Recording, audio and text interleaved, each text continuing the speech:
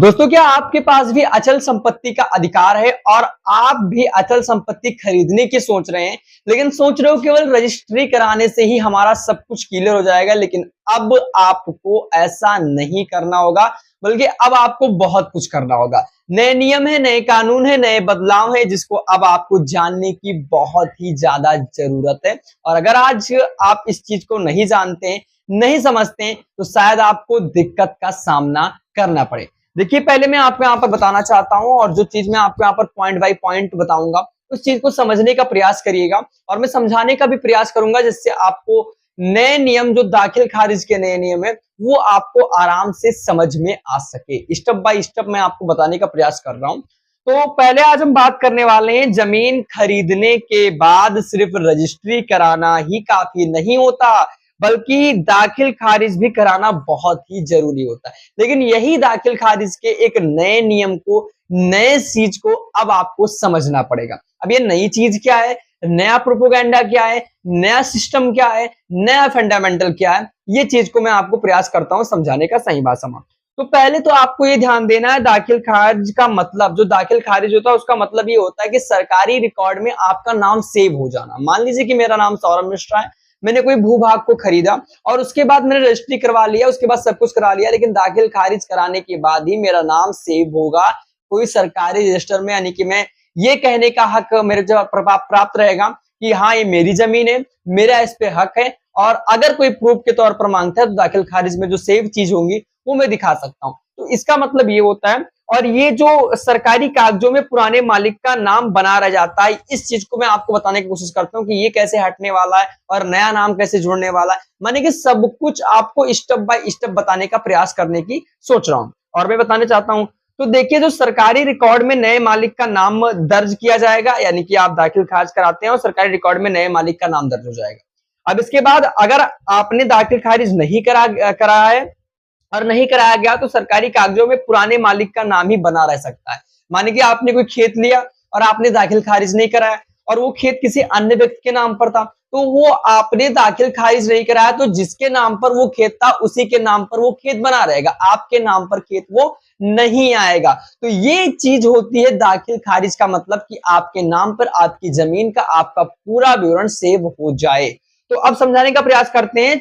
अब सरकार जमीन के रिकॉर्ड को ऑनलाइन और डिजिटल बनाने की ओर जोर दे रही है, और इस जोर को देखते हुए कई कागजों और कई जगहों पर दाखिल खारिज के लिए ऑनलाइन आवेदन की सुविधाएं भी दी जा रही हैं। ऑनलाइन आवेदन की सुविधाएं दी जा रही हैं, और कई जगहों पर दाखिल खारिज के लिए ऑनलाइन आवेदन सुविधा दी जा रही है, जो कि आप करा भी सकते हैं। लेकिन आवेदन करते समय रजिस्ट्री की कॉपी, आधार कार्ड और जमीन से जुड़े दस्तावेज बहुत ही जरूरी हो सकते हैं, और जरूरी है भी, आप बता रहा हूं, जरूरी भी है। और आवेदन के बाद राजस्व विभाग, जो राजस्व विभाग होता है, उसके द्वारा जो दस्तावेज की जांच की जाती है, तो उसके बाद ही आपका सब पूरा फिटिंग वगैरह होता है। और उसके बाद दस्तावेज में सही पाए जाने के बाद नए मालिक का नाम रिकॉर्ड में दर्ज कराया जाता है, ये आप भी जानते हैं।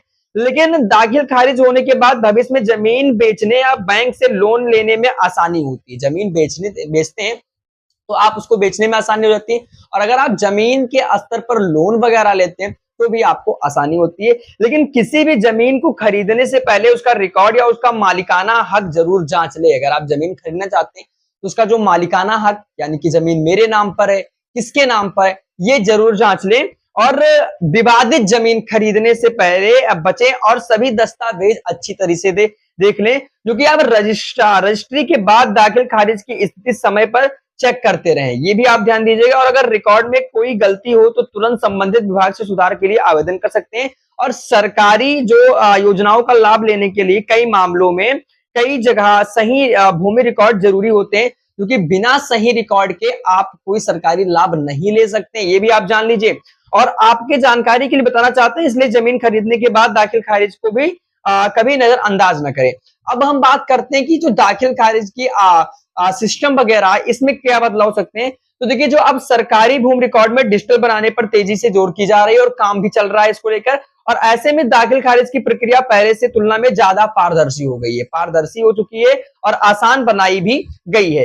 अब कई जगह पे ऑनलाइन आवेदन की सुविधाएं दी जा रही हैं, और इसके साथ साथ जिसमें लोगों का बार बार तहसील के चक्कर नहीं लगाने पड़ते। पहले क्या था, आपको तहसील के चक्कर लगाने पड़ते थे, लेकिन अब ये ऑनलाइन आवेदन की सुविधाएं जिसकी वजह से आपको अब ये झंझट का सामना नहीं करना पड़ेगा। और इसके साथ साथ इसे एक आसान उदाहरण से समझाने का प्रयास करूंगा कि मान लीजिए कि राम ने श्याम से एक खेत लिया, आपको मैं बताने के प्रयास कर रहा हूं, और उसका रजिस्ट्री भी करा ली, लेकिन अगर राम ने दाखिल खारिज नहीं कराया तो सरकारी रिकॉर्ड में अभी भी श्याम का नाम दिखाई दे रहा है। क्या दिखाई दे रहा है?